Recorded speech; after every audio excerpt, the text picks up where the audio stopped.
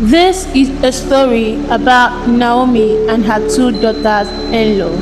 When Ruth's husband Mahlon died, Naomi's world shattered. Naomi, a woman of Israel, had come to the foreign land of Moab with her son and her husband. But now, in this foreign land, her husband died and her two sons. She was left with nothing except her two young daughters-in-law, Ruth and Orpah. Naomi decided it was time to go back to her homeland, Bethlehem, where she had heard the Lord had blessed the land with food again.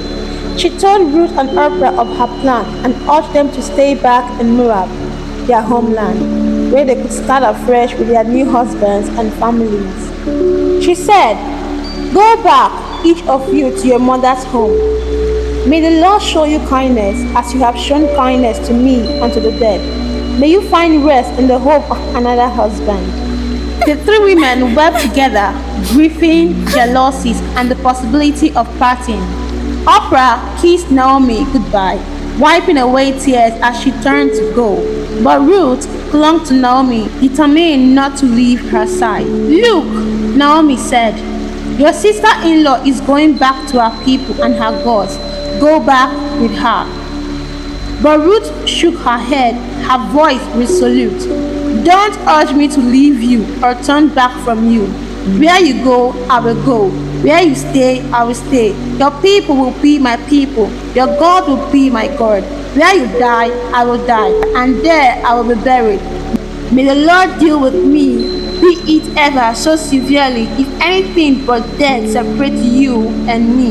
Naomi saw that Ruth was firm in her decision, and she stopped trying to persuade her. So together they left Moab and returned to Bethlehem, journeying as two women all alone, bonded by loyalty and shared sorrow. When they arrived in Bethlehem, Naomi's old friend hardly recognized her. So changed. "Can this be Naomi?" they murmured. Naomi replied bitterly, "Don't call me Naomi, call me Mara, because the Almighty had made my life very bitter. I went away full, but the Lord has brought me back empty." Naomi and Ruth settled in Bethlehem, where Ruth took on the responsibility of providing for them both. As the barley harvest began, Ruth went out to glean in the field, gathering leftover stalks of grain to feed herself and Naomi. She happened to be working in a field that belonged to Boaz, a wealthy and respected man who was also a relative of Naomi's late husband.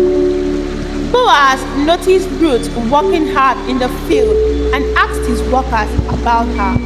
When they learned of her loyalty to Naomi and her willingness to leave her home and her people, Boaz was impressed.